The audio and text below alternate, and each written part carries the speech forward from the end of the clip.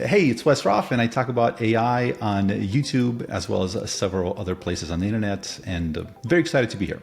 Well, I am ready to continue this conversation. So if you're just finding this and you haven't already seen the first part, it's actually been posted on Wes's main channel, Wes Roth on YouTube. You can go look it up. And now let's just continue the conversation. And I'm going to ask you a question that almost by definition doesn't have an answer. So we'll see how you handle this. But when you think about artificial superintelligence, when you think about an intelligence that's magnitudes and even architecturally different and more powerful than what the human mind is, how do you get your head around it?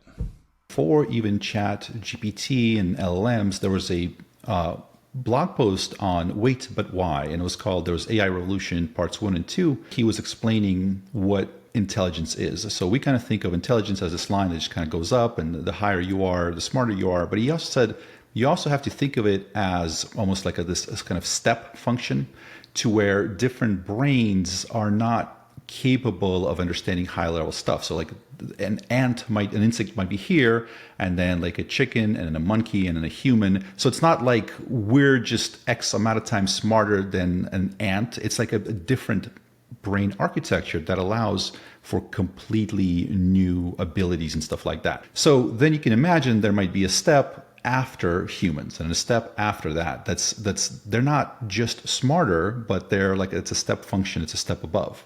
And then he shows this little, he kind of zooms out in the picture, and he's like, now imagine the staircase going up, up, up, up, up, up, up, up, up.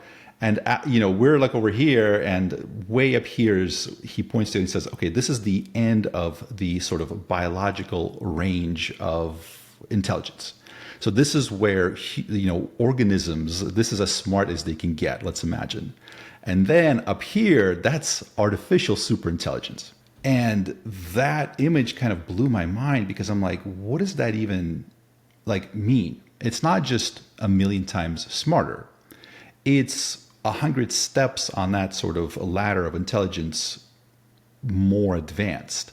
Like, we can't even perceive what's on the next level. Like, we can't even imagine what is one level above humans in terms of like as ants are to us, if that same distance we travel up that ladder, like, what is that? Like, we can't even imagine that. So you think even if I imagine like 1,000 Einsteins in a room who all answer and work together instantly, that's not even right. Like, it's a whole qualitative architectural change in intelligence that is even beyond speeding things up the known way we solve problems.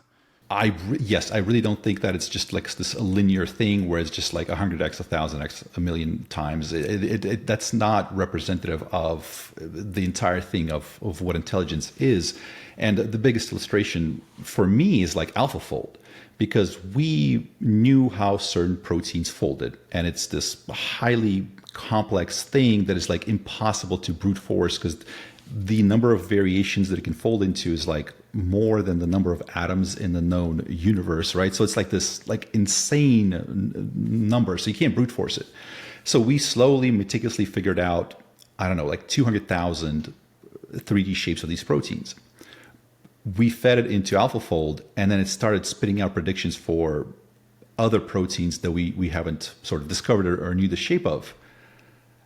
Like, what does that even mean? Right. That means that, right, there's some sort of a pattern that we can't even understand or predict with supercomputers, with anything that we can code, with anything up until now. It's not, we can't do it, nor can we even understand what that pattern might even be. We feed into this neural net, which it's not old at this point, but it's a few years back. And it's like, oh yeah, obviously there's this pattern to how biological life is formed with the building blocks, the protein. Obviously, like here's what I can make one up. Here you go. And it's like, so I guess what I'm trying to say is like, it's like those intelligence tests where they show you shape, they rotate it, rotate it. If you're smart enough, you know what comes next. So these AI neural nets, they're able to do those intelligence tests that we can't even, like, I think if you took any human being, you made him 1,000 times smarter, or like you said, take 1,000 stadium Einsteins, of Einsteins or whatever. Yeah, like they're not going to crack that problem. That's so interesting. Like I can sort of expand my thinking to say, like, okay, if I was born with a tail, would I be able to control it the same way I can with my arms? Like, probably. The brain seems to be able to if I had the kind of sense of a smell that a dog has, could my brain smell that well and handle it? Probably. But yeah, it does feel like if you were to take my brain and it was in, say, like a vehicle, would it actually have figured out how to move tires and steering wheels? Like maybe it's the wrong architecture. It's like a biological thing that doesn't fit there. Maybe it could, but then as you get further and further away and think about something that's only learning data about the shape of a protein, it lives in not the 3D world. It doesn't wake up and have the same sense we do. Like it's still super intelligent, but it's so different from what we usually think of. Not with supercomputers, because supercomputers, so what? Like, it's not about brute forcing it, because again, there's more variations. There are a number of atoms in the known universe. Like, you're not going to brute force that thing. There's something else that it's doing that we can't even, I don't know, approach. I mean, are you comforted by the thought that like there could be a superhuman intelligence out there that for all the things that humans worry about have solved? Like maybe no natural disaster will ever hurt you. Maybe no person, you know, can like break the law or something because this thing can predict it? Or do you just see that as like true, like terrifying because God knows what it's going to do and what that means for your future, and unknown is even more stressful? I feel like whenever we talk about intelligence, and throughout history of how we write about like science fiction, it always flatlines. So in other words, if you think about, okay, intelligence gets to this point and then it stays there and fixes all our problems, but it's seeming like now it's like exponential. So it just grows and grows and grows and grows, and we don't know if there's some limit. I don't even know what that means, because again, all these situations where it like, you know, it's like, oh, it solves a lot of the problems and it creates order and scientific progress. Okay, but then like a day later, it's 1,000 times smarter, and a day later it's 1,000,000 times. Like, what is that even? Like, yeah, you're right. You're absolutely yeah. right. Like for one instant, it could be like I'm completely aligned, like I'm going to take care of Earth, and then it's like 50,000 times smarter than it was when it was already superhuman smart. Yeah. And then we're like, do you still have goals? Like, do you still even recognize us? Like, yeah, like what is that even? Like, I have a really hard time like even understanding what an exponentially increasing intelligence looks like. Now, if we talk about it more from like how it's in science fiction, where like both Elon Musk, Demis Hassabis, they both point to the Culture series, those series of science fiction books, as what they see a benevolent artificial superintelligence. Kind of, that's what they're hoping for. That's what they're seeing. Great series of books. For people that haven't tried it, I would do The Player of Games. That's probably one of my favorite. Great one to get into. Very interesting. But even there, they're projecting, you know, whatever, thousands of years in the future. But even there, they present this artificial superintelligence as it flatlined. So it's not exponentially getting better, better, and better. It's like it's this smart, and it's able to create a great life for humans. Humans live a long time. We have all these amazing abilities. We're able to augment ourselves in all these spectacular ways. We're terraforming planets. We're building incredible stuff in space. We're finding other civilizations. And if those civilizations aren't sort of as enlightened as us, we go there and we kind of like help them figure stuff out. You know what I mean? So it's this massive benevolent thing, but it's still static. It's like super smart, and it stays at that level.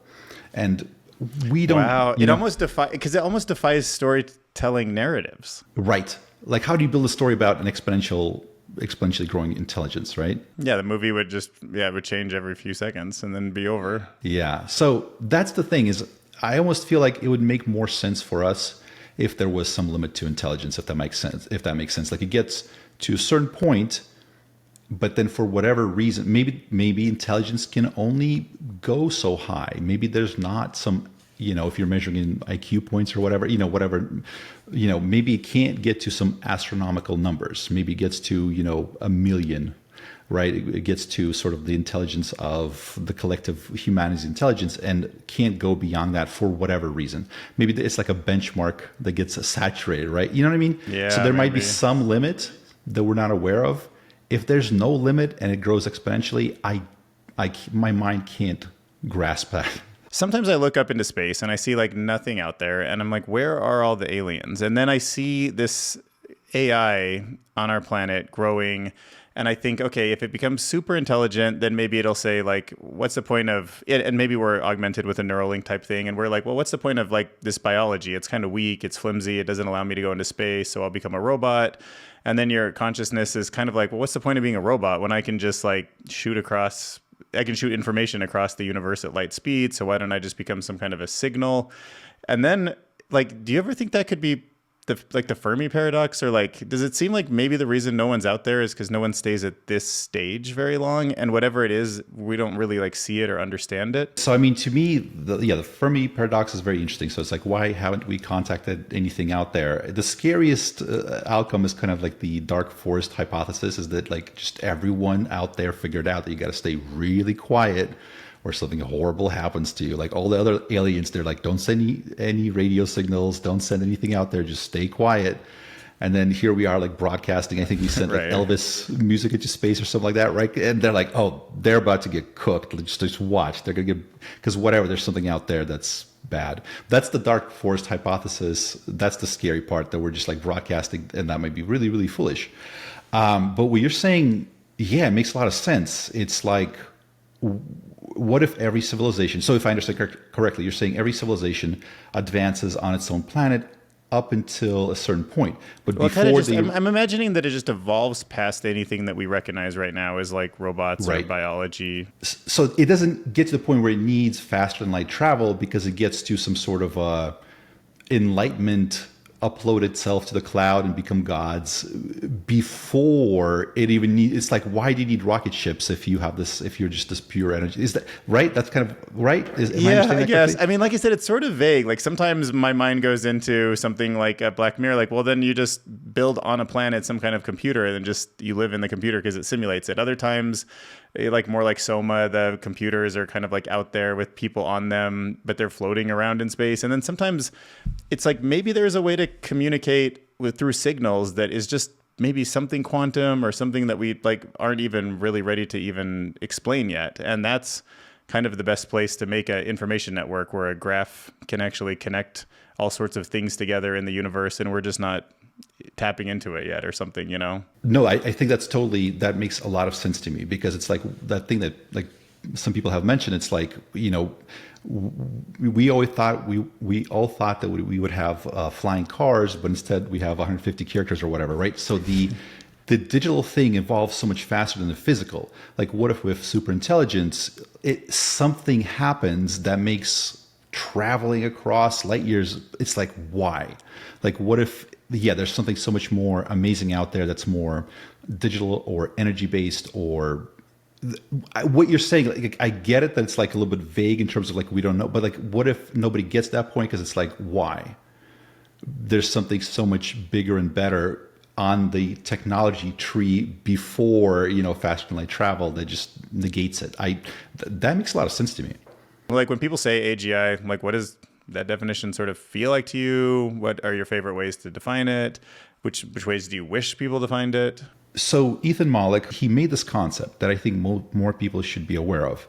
He described it as the jagged frontier of intelligence, or the jagged frontier of abilities.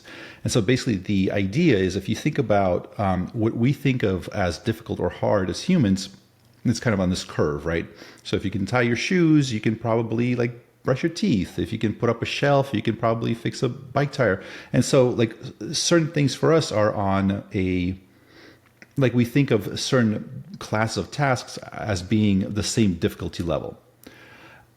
For AI systems, that curve is not the same. It's like this jagged thing that's like, it could be superhuman PhD level in one aspect, and it can be like a little can't make you a sandwich or something. Yeah, or like the whole how many R's are there in strawberry or whatever. Remember that whole thing where it's like it can't count. Right, it's like, oh, a child can do this. And so what I think a lot of people misunderstand is when they find the areas where AI is really bad at, they're like, oh, well, how smart can it be? It can't count the number of R's in strawberry or whatever.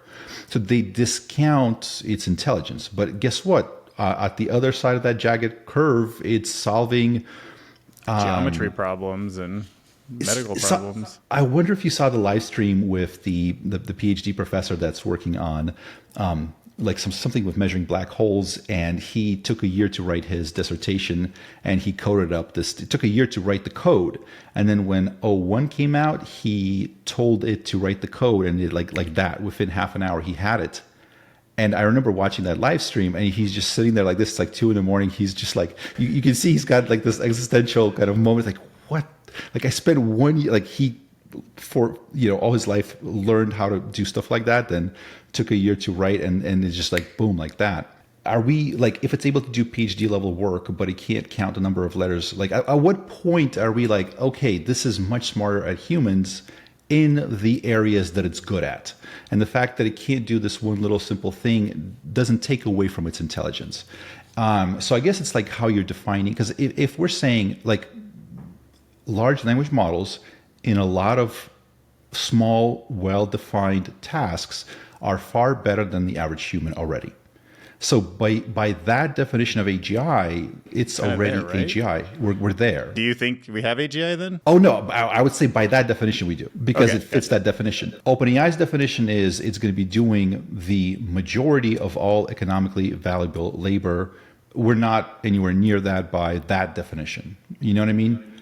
So it seems like AI in biology is making strides every day. It seems like it's doing things with genetics and microbiomes and the virome that would have blown my mind like 5 years ago. And it's leading me to think that long lifespans are very possible. Where do you fall on that? Do you see yourself still alive in 400 years, 500 years? Like, are you preparing for that, or do you think that's unrealistic? I think it is realistic. So I kind of subscribe to the idea of at some point us hitting this escape velocity, where for every year that we live, our life expectancy goes up 2 years, for example, based on various breakthroughs and stuff like that. There was this person, Aubrey de Grey, and so his idea is basically, and correct me if I'm wrong, if I recall correctly, so he's talking about a negligible senescence. So the idea that eventually we can get to the point where we slow down aging to such a point that it's not even visible, noticeable. And also he talks about there's a couple different things that tends to kill most of us, like cancer, heart disease. There's some plaque buildup in the brain, like these things that if we're able to fix those and then slow down aging, we would be effectively immortal. We could still get hit by a bus, but aside from stuff like that, we could stick around forever, which I think we know certain life forms, like there's a form of some jellyfish that could be immortal because once it reaches the end of its life cycle, it just sort of like becomes a baby again or something like that, and it like just keeps going. So it's not outside of the realm of possibility. And I feel like now that hopefully science is going to be greatly accelerated, scientific discovery is going to be accelerated with AI, I feel that it's very possible that people like our age, like people are alive today, will be part of that escape velocity. And really what's interesting to me is we're entering a new kind of era now where before, and this is, Jensen Huang talked about this, Demis Hassabis talked about this, the idea that before in biosciences we had kind of the age of discovery, like we found ingredients in nature that did this, or we found viruses or this and that, and we're slowly entering kind of the bioengineering age where we're like constructing a life now. We're beginning to build stuff. DeepMind and their spin-off isomorphic labs, they're building new proteins that like bind to other proteins so that we're able to control their functions based on whatever abilities we want them to have. It's brand new. Like we're building life. Crazy. Like if you think about it, it's not out of the realm of impossibility that in 20 years you might go for a hike and you might see like three-eyed frogs and like creatures that you've never imagined before because some agent out there spun one up for some other agent and like it just had its own natural course of like evolving. I mean, can you imagine a world where we have all sorts of biological creatures, some smarter, some less smart, like totally new form factor stuff that nature wouldn't have come up with? Yeah, I mean, the way you described all this time, like, oh, we need regulations on this. Like, you don't want to run into some three-eyed whatever on your hike. So, I mean, but yeah, for sure. Google DeepMind has made it a mission. For example, they said one of the things that they want to do is to create bacteria. Basically, with bacteria, we're able to design it to where it can eat whatever we want it to eat and excrete whatever we want it to excrete. So, for example, a bacteria that eats plastics, we can put in the ocean to clean up all the pollution. That would be incredible, right? Or a bacteria that eats something that we have a lot of and excrete some sort of a biofuel that we can use to power, factories and cars and whatever. That would be incredible. So they're talking about it. They're working towards it. There's active efforts in that direction. So that to me is absolutely phenomenal. Like just little tiny nano robot, not robots, but actual biological life form that fixes pollution and crap in the oceans and all of this stuff sounds incredible. Maybe gene drives would be another place we could start. Like, do you familiar with the idea of a gene drive? Like that it's in the sperm and gamete cells or whatever, so it continues through evolution? Right. There's two kind of interesting projects for the gene drive. One is with mosquitoes, and in theory, you can let a few of these mosquitoes out, and they keep mating, and they make every mate that the baby comes from have no ability to spread malaria. And then quickly it's like 2, 4, 8, 16, and you can kind of knock out the whole population fairly rapidly. And then the same for mice that have ticks, and there's a potential that like ticks don't end up on the mice and ticks don't end up biting the humans. So in those cases, it seems kind of good. But once you make a change like that into an actual animal out in the world, there's no recovery from that, Yeah. I feel like we're not at the point. Maybe we can start experimenting with that. Hopefully, at some point, we'll get to it. Like we know we make this change. This is how it.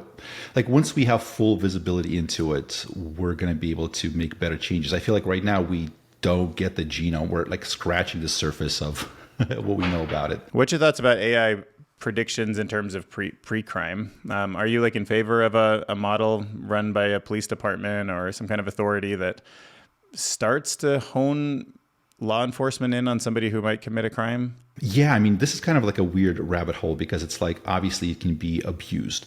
And, one of my fears is like, what happens if tech like this falls into authoritarian regimes' hands?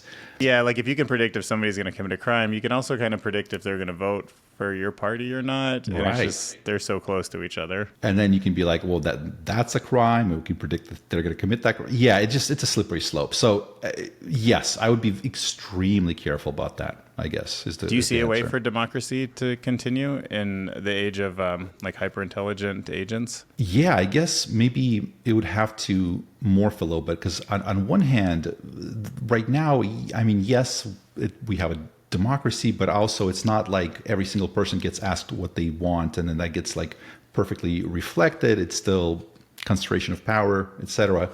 With AI, like we each can talk to our own assistant and be like, this is what I want. And then it's sort of being able to figure out how to really have a true representation of what we want. Also, I feel like there's a difference between what people want and then how they want that to be accomplished, right? So I think that, most people, if you ask them, what do you want to happen? They'll be like, I want this, this, and this. But if you ask them, what is it that what outcome do they want? The kind of the means to that outcome and how they think we should handle it might not be the same. And AI might be much better able to figure out how to get us what we want. So at that point, we shouldn't be voting for the policies or whatever. We should be like, how do you want the world to look like? Yeah, like I've thought about ranked choice voting before and how sometimes the best candidate is like neither of the two that end up at the top of the ticket. But how you get to a solution is so nuanced that we don't even think of that in terms of democracy because there's never been a way to really vote or like work towards a super complicated, super shared goal. But maybe AI could do that. Also, some people are beginning to talk about this idea that, with AI, you could potentially have kind of a centralized government, even though that kind of like has failed before, likely because it was just not like it's better to have a democracy and kind of everybody's like separated because, then everyone's making decisions that are contributing to the whole. Could a perfect like AGI just run everything and do it better than humans can? I can see that happening. So the question at that point is, do we allow it to take over? And so Dave Shapiro asked his audience, I actually asked my audience, most people would be in favor of this as long as there were some safeguards, right, for it not taking over. So most people would be like, what was the polling numbers? People are in favor of that? Well, here's how I phrased the question. Yeah, I'm curious. Because I said, let's assume this. Assume you looked at this proposition and you were reasonably sure that it wasn't going to be abused, that there was not going to be any sort of nefarious stuff. Like you were that the AI was aligned. So my point was, assuming that there was no catastrophic things that could come from this. So that was the assumption. Okay. Would we use this to run the government and make it more efficient and blah, blah, blah? Most people said yes. I forget the numbers, but it wasn't like completely one-sided, but maybe like 60-30 or something like that. I would have to look it up. But most people would be like, yeah, sure, like make it more efficient, like, you know. So, what do you think about this? What if you have on your phone, like on local hardware, not connected to the internet, a digital twin, and it knows what you're going to do pretty well? Would you want it to go out there and read like an actual, say the bills that pass on the Senate floor that no human really reads except a few people? Like, would you want it to go read that whole thing and then vote constantly on your behalf? It's an interesting concept and might be, it seems like it would be a good concept. I feel like a lot of the stuff with voting and stuff like that is because there's a certain mistrust. So the reason we vote is because we want to make sure that if there's any abuses, we can kind of vote the power away from those people. Assuming there's trust and we're all sort of aligned, we're all on the same page, it might make sense to take the smartest, most effective person that's capable of bringing about those changes and be like, you do it. Assuming we trust them 100%, which hasn't really existed before. I mean, a lot of the stuff I feel like is like just making sure that no sociopath climbs to the top and starts messing with everybody else.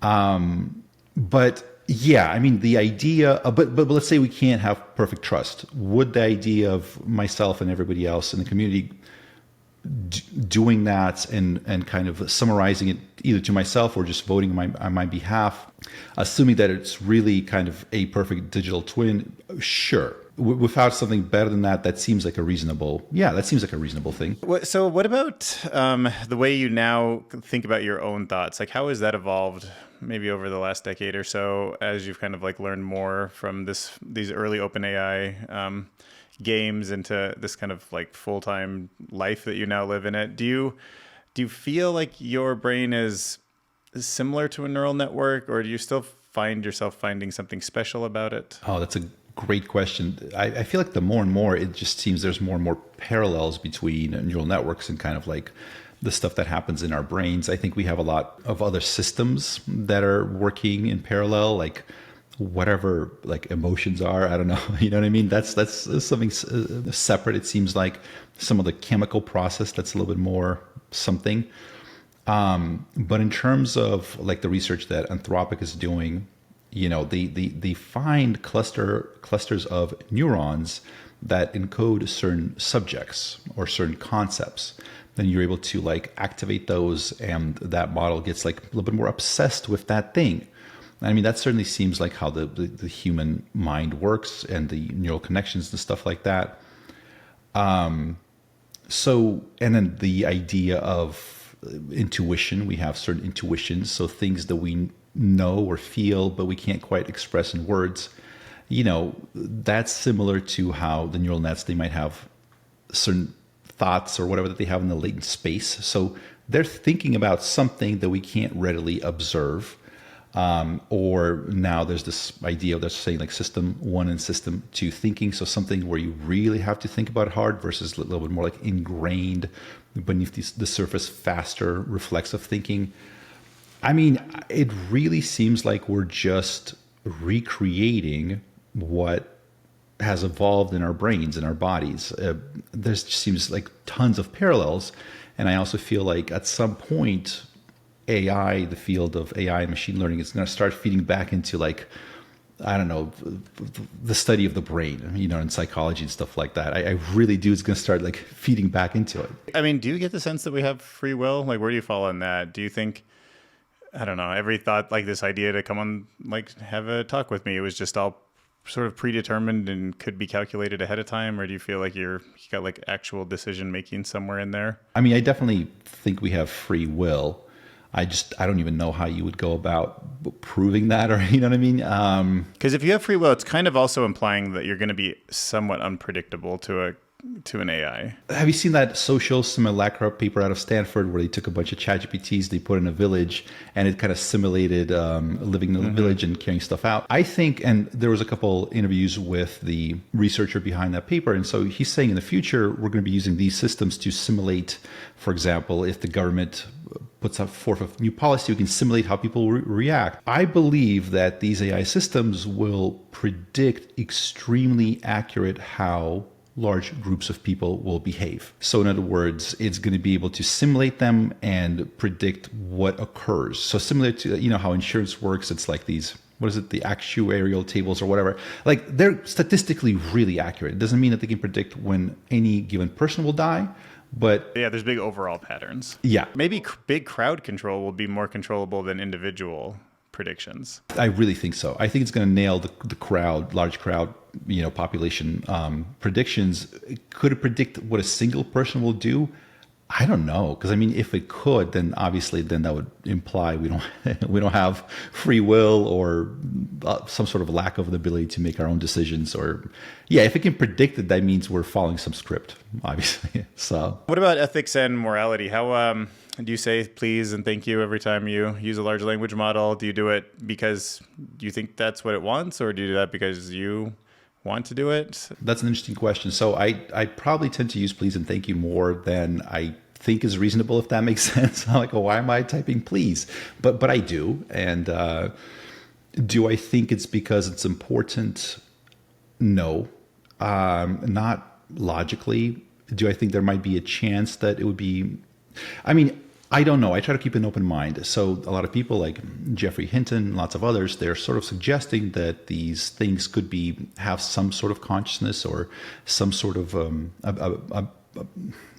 potentially having good experiences or bad experiences, pain, pleasure. We simply don't know. We don't know, and we got to be very like clear about that.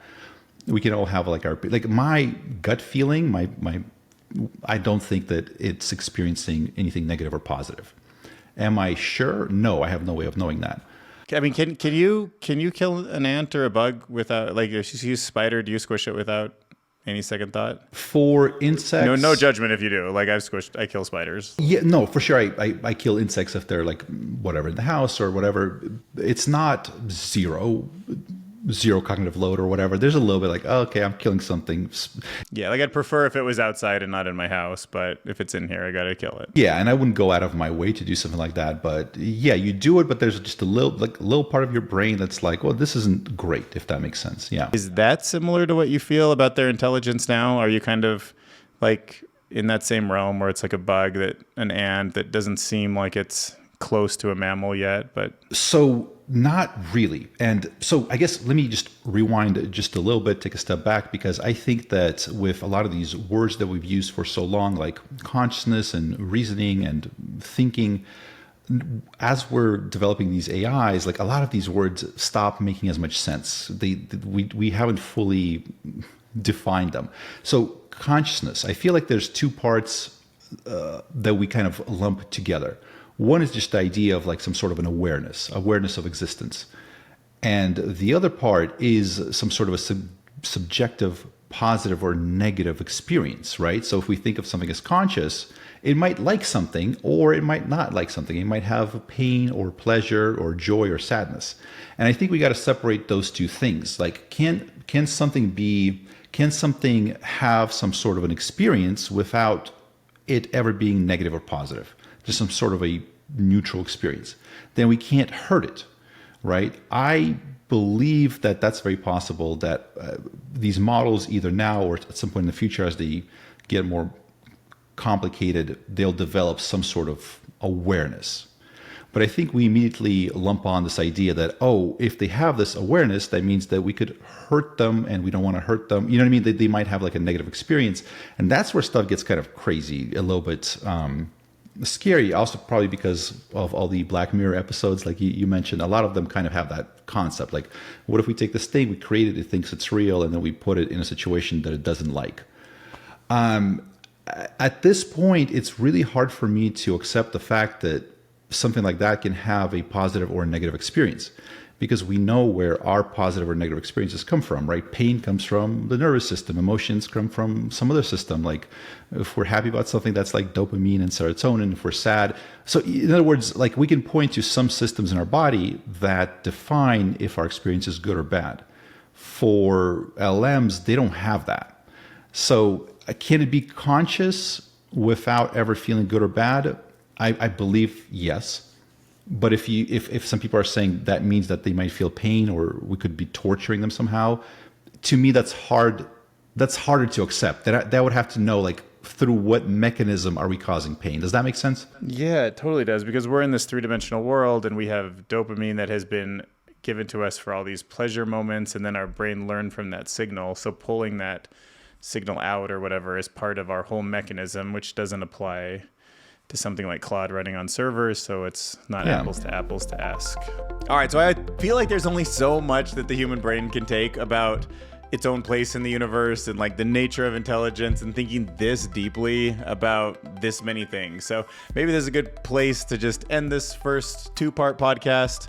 In case you haven't already heard of Wes and you're seeing this for the first time, there's the first half of the podcast up on his main channel. You can go search that at Wes Roth. You can also subscribe because he does amazing video content all the time. And if you're not doing it already, follow him also on X, because like I first learn about a lot of breaking news from your feed. So you're really on top of it. I know you're super active. I know you're super deep into this community. And I just want to say thank you for spending so much time with me. And yeah, you gave me a lot to think about. Thank you so much for having me on. Really enjoyed this conversation. Phenomenal questions. We went really deep. Thank you so much. I love this. Thank you.